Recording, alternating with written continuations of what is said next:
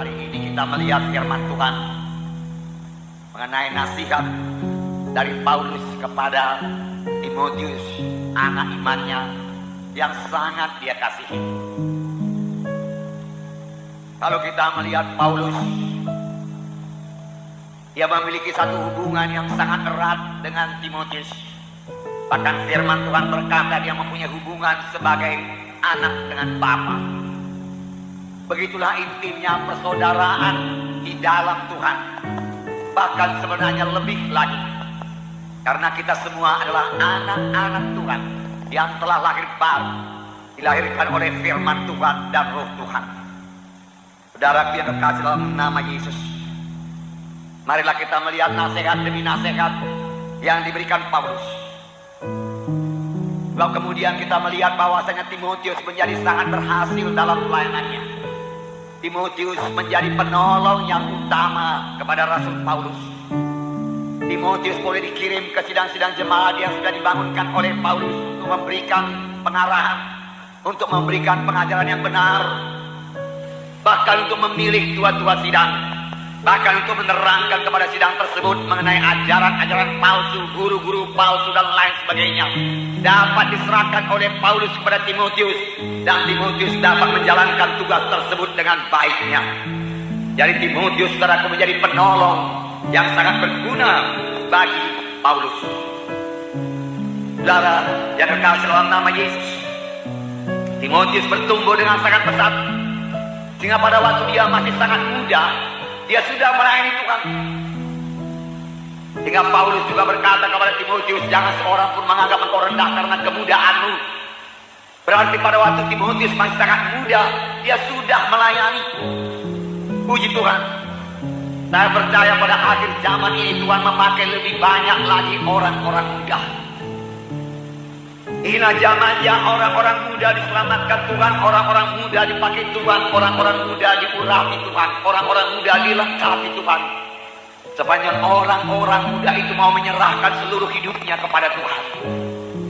Biarlah orang-orang muda jangan hanya menuntut ilmu dunia ini saja. Mari carilah perkara-perkara di atas, carilah perkara-perkara rohani, carilah perkara-perkara yang kekal. Saudara sudah melihat keadaan dunia pada zaman ini. Segala sesuatunya sudah menuju kepada kerusakan. Nah, marilah kita melihat nasihat Paulus kepada Timotius. Paulus tidak akan menasihatkan sesuatu yang tidak dilakukannya lebih dahulu.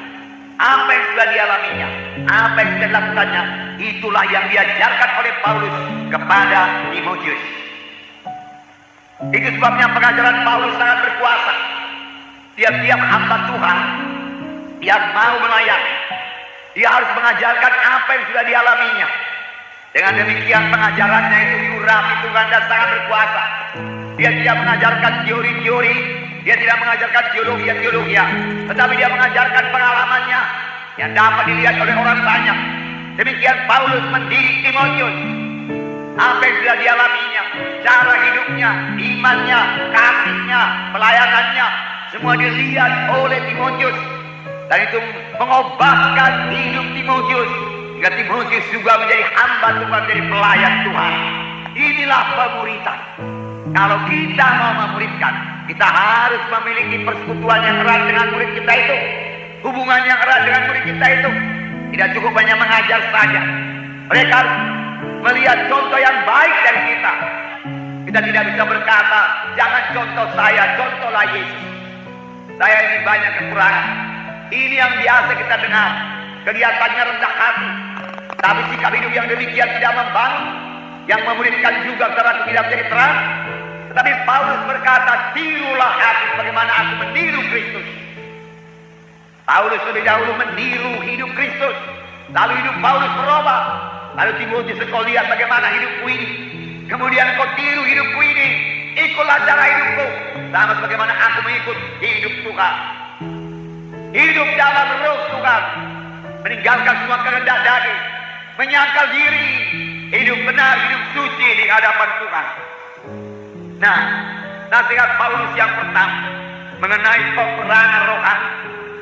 Ada peperangan rohani, bagi Timotius, ada peperangan rohani bagi Paulus, ada peperangan rohani bagi sidang Tuhan, ada peperangan rohani bagi setiap anak-anak Tuhan.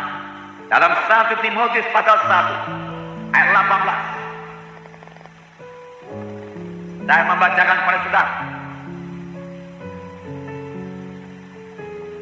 Tugas ini kuberikan kepadamu Timotius anakku, sesuai dengan apa yang telah dinubuatkan tentang dirimu, supaya dikuatkan oleh nubuat itu, engkau memperjuangkan perjuangan yang baik dengan iman dan hati nurani yang murni. Dalam menjalankan tugas ini, engkau memperjuangkan perjuangan yang baik dengan iman dan hati nurani yang murni. Perjuangkan perjuangan yang baik, perjuangkan perjuangan yang baik. Lawanlah setan, lawanlah segala sesuatu yang tidak baik, lawanlah segala akal licik iblis, tipuan iblis. Perjuangkan supaya engkau memiliki hati nurani yang baik. Jangan terganggu hati nurani kita ini. Setan mau mengotorkan hati nurani kita, tetapi jangan beri tempat kepada setan. Amin, saudara. Kemudian dikatakan lagi dalam 1 Timotius 6 ayat 12. Saya membaca, bertandinglah dalam pertandingan iman yang benar dan rebutlah hidup yang kekal. Untuk itulah engkau telah dipanggil dan telah engkau ikrarkan ikrar yang benar di hadapan banyak saksi. Bertandinglah dalam pertandingan iman yang benar. Bertanding, bertempur. Setiap anak Tuhan berada dalam pertempuran. Amin, saudara.